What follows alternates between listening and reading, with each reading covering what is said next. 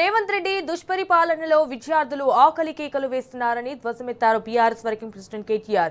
కాంగ్రెస్ సర్కారు ప్రజా వ్యతిరేక పాలనపై సబ్బండ వర్గాల ప్రజలు రోడ్డెక్కి నిరసనలు తెలుపుతున్నారని అన్నారు.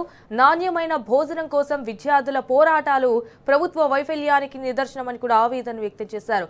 నిన్న జనగామ జిల్లా గూడూరు గ్రామంలోని గిరిజన సంక్షేమ పాఠశాల విద్యార్థులు తమకు పరిశుభ్రమైన ఆహారం అందించాలని డిమాండ్ చేస్తూ పాలకుర్తి నుంచి స్టేషన్ ఘన్పూర్ ప్రధాన రహదారిపై బైఠాయించిన ఘటన ప్రభుత్వ అసమర్థతను చాటి చెప్తోందని పేర్కొన్నారు.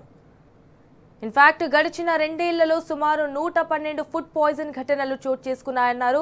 2422 మంది విద్యార్థులు ఆసుపత్రి పాలయ్యారని ఆయన తెలిపారు. 123 మంది విద్యార్థులు ప్రాణాలు కోల్పోవడం అత్యంత బాధకరమని, ఈ మరణాలన్నీ ప్రభుత్వ హత్యలేనని కూడా విమర్శించారు.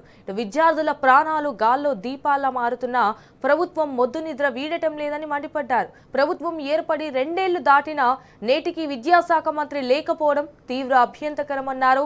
అయితే రేవంత్ రెడ్డి విద్యార్థుల సమస్యలను పరిష్కరించడం మానేసి కేవలం రియల్ ఎస్టేట్ సెటిల్మెంట్లపైనే దృష్టి సారిస్తున్నారని ధ్వజమెత్తారు. విద్యా వ్యవస్థను గాలి కొదిలేసి పాలనను విస్మరించిన ముఖ్యమంత్రి తీరుతో రాష్ట్ర భవిష్యత్తు అంధకారంలో పడుతోందని హెచ్చరించారు కేటీఆర్.